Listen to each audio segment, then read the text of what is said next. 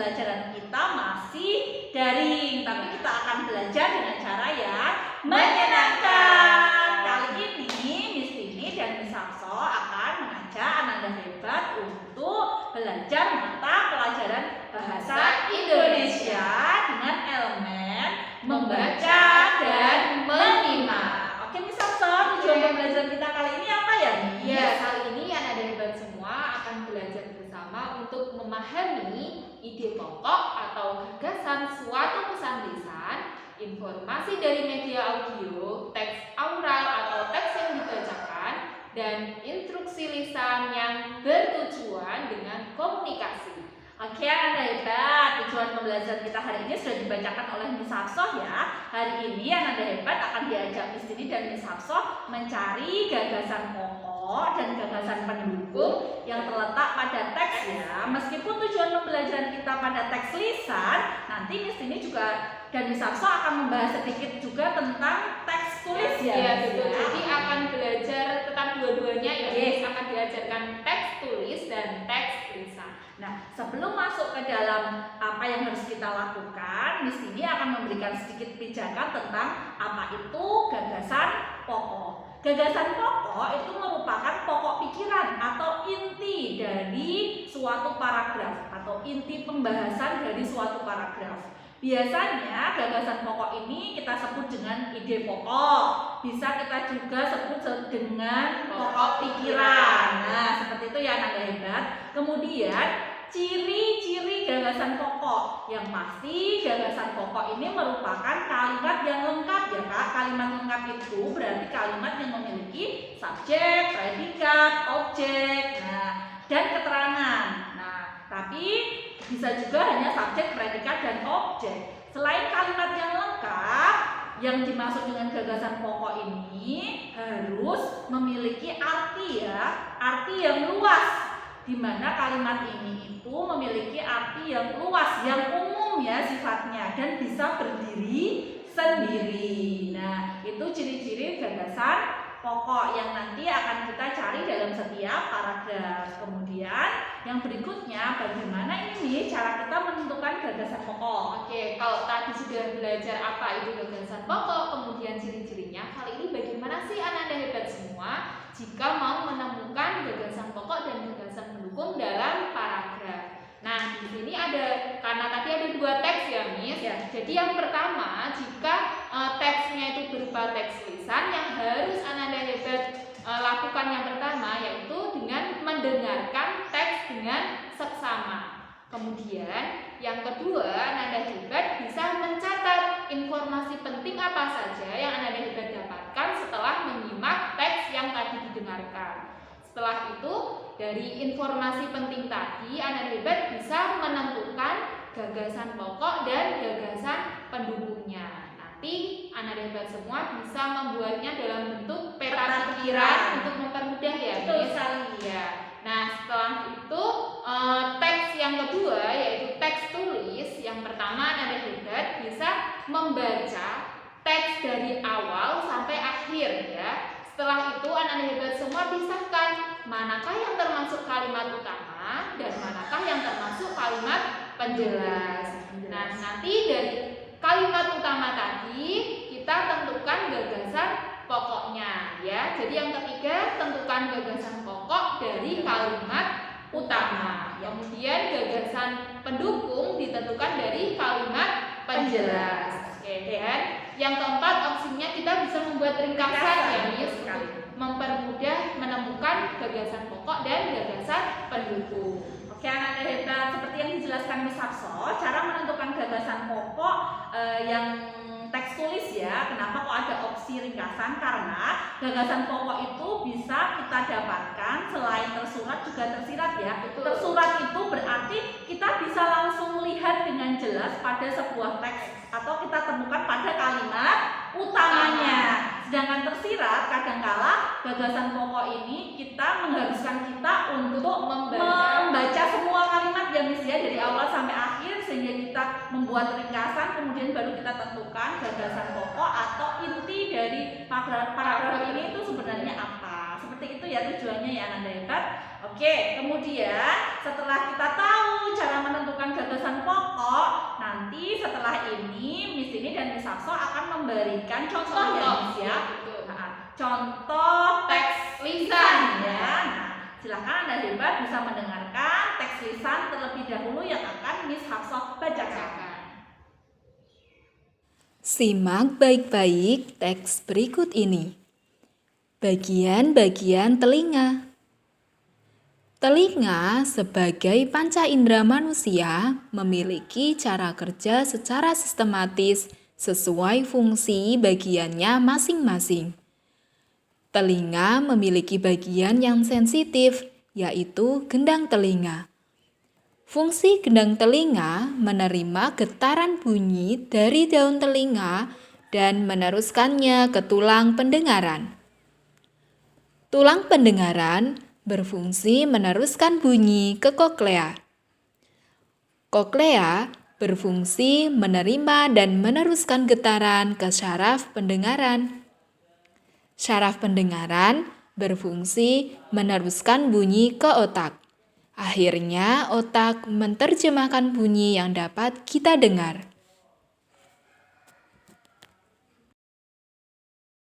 Oke, Ananda Hebat.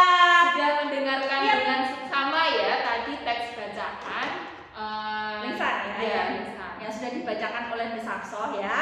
Nah, kemudian dari situ Miss Tini dan Miss Sakso akan membantu Ananda Hebat bagaimana cara menentukan gagasan pokok. Yang pertama, setelah kita mendengar dengan seksama, Ananda Hebat tadi menulis ya, langkah kedua menulis informasi penting dari teks lisan tersebut. Nah, informasi penting dari teks lisan yang sudah dibacakan oleh Miss Sakso, tadi teks tersebut berjudul bagian-bagian telinga ya Kak ya.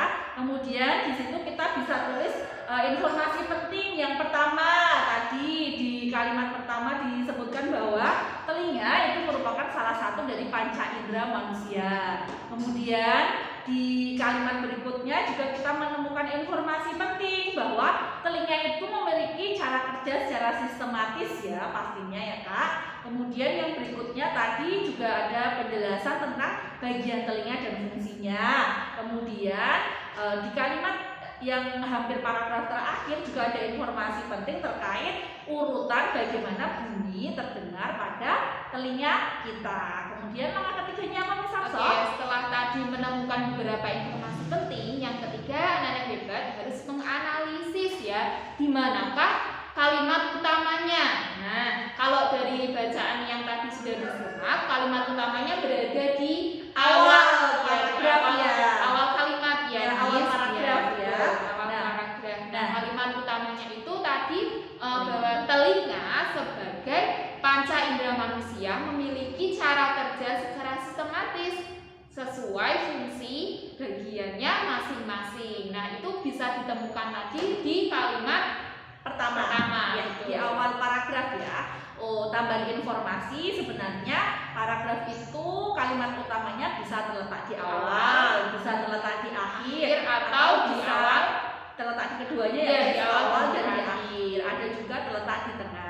Tapi untuk saat ini kita coba belajarnya yang di awal sama di akhir dulu ya Miss ya. Nah, jadi Ananda Hebat untuk menentukan manakah yang kalimat utama pastinya seperti awal-awal penjelasannya Miss Tini tadi, kalimat utama itu biasanya bersifat umum ya. Jadi dia membutuhkan kalimat yang membutuhkan penjelasan lebih detail ya. Nah, penjelasannya itu nanti akan dijelaskan di kalimat berikutnya. Betul sekali ya, betul yang disebut dengan kalimat penjelas ya. Nah, setelah Ananda Hebat menganalisis sudah mendapatkan kalimat utama, kemudian Ananda Hebat bisa menentukan gagasan pokok. Nah, jadi yang biasanya ini sering ada sedikit miskomunikasi ya Miss ya. Ananda Hebat biasanya menuliskan gagasan pokok itu sama persis dari kalimat utamanya. Padahal sebenarnya gagasan pokok itu adalah bisa diambil dari kalimat utama tapi menggunakan bahasa yang lebih singkat ya. Bahasa sendiri dan lebih singkat. Nah, seperti tadi kalimat utamanya sudah dijelaskan oleh Miss Sakso. Itu kan panjang sekali. Nah, itu kita bahasakan lebih singkat lagi di mana kita dapatkan gagasan pokoknya dari kalimat tersebut adalah cara kerja, dan bagian-bagian telinga. Nah, caranya seperti itu ya Ananda Hebat. Jadi kita kayak mengecilkan ya, atau kita meringkas ya Miss ya, dengan bahasa kita sendiri inti dari paragraf tersebut. Meringkas tapi artinya tetap Ya. menyambung dari kalimat utama yang tadi kita dapatkan. Betul. Setelah kita dapat gagasan pokok, kemudian kita Bisa menentukan gagasan pendukung. Nah, kita bisa ambil sama ya Miss dari informasi penting yang tadi kita dapatkan. Nah, dari teks ini gagasan pendukungnya yang pertama di kalimat kedua ya Miss, Ya. itu ada bagian telinga yang sensitif. Kemudian di kalimat berikutnya ada fungsi gendang telinga. Kemudian ada fungsi tulang pendengaran, terus ada fungsi koklea dan fungsi saraf pendengaran. Nah, itu semua tadi adalah penjelasan ya, menjelaskan dari kalimat utama yang tadi kan disebutkan telinga sebagai panca indera, kemudian bagian-bagiannya dan cara kerjanya. Nah, ini dijelaskan lagi di kalimat rinci ya, Miss, di ya. kalimat penjelas ini. ya, yang mendukung dari gagasan pokok ya, agar Ananda Hebat bisa memahami paragraf tersebut isinya tentang apa. Nah, Ananda Hebat setelah sudah mendapatkan gagasan pokok dan gagasan pendukung, kita akan membuat peta pikiran ya. Perhatikan diagram berikut ini. Nah, gagasan pokok kita letakkan pada kotak yang paling tengah pada diagram peta pikiran. Kemudian gagasan pendukung kita letakkan pada cabang-cabang dari gagasan pokok seperti yang terlihat pada gambar di samping. Oke. Nah, setelah Ananda Hebat semua tadi mengikuti dari apa pengertian gagasan pokok, gagasan pendukung, ciri-cirinya bagaimana, kemudian cara menemukannya, dan sudah diperjelas lagi dengan contoh-contoh yang diberikan dari Miss Rini dan Miss Hafsah. Sekarang Ananda Hebat semua bisa mengerjakan tugasnya ya Miss. Ya, di sini silakan yang pertama Ananda Hebat semua bisa buka buku pena 4A halaman 69. Nah, silakan bisa mengerjakan nomor 1 sampai 4 muatan bahasa Indonesia. Nah, Anda Hebat semua bisa langsung menjawab pada buku paket Anda Hebat masing-masing ya. Kemudian bisa mengirimkan jawaban kalian melalui foto kepada Miss Rini atau Miss Hafsah. Oke, dan yang kedua, nanti setelah ini Anda Hebat semua akan menyimak teks dari Miss ya. Dari teks kedua ini silakan Anda Hebat simak dengan baik. Nah, selanjutnya nanti Anda Hebat semua membuat peta pikiran dari teks yang tadi disimak ya, sesuai dengan langkah-langkah yang sudah dijelaskan tadi.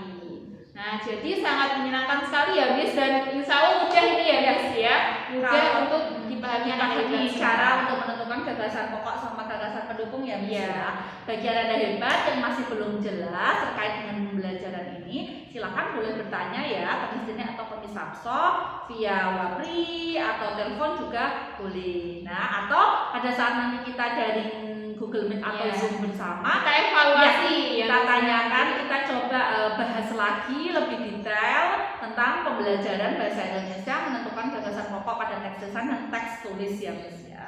Oke. Demikian Anda Hebat pembelajaran kita untuk mata pelajaran bahasa Indonesia.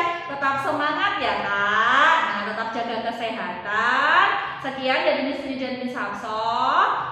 Wassalamualaikum warahmatullahi wabarakatuh. Simak baik-baik teks berikut ini. Cara merawat telinga. Telinga perlu dirawat kebersihannya agar tetap sehat. Hal ini untuk mencegah berbagai masalah yang dapat timbul pada telinga, seperti infeksi, berdenging, gangguan pendengaran, bahkan tuli mendadak. Cara tepat menjaga kesehatan telinga diantaranya membersihkan telinga secara rutin. Bagian telinga yang dibersihkan adalah bagian telinga luar dengan menggunakan sapu tangan dan air hangat. Cara lain yang bisa kita lakukan adalah segera menutup kedua telinga saat mendengar bunyi yang keras.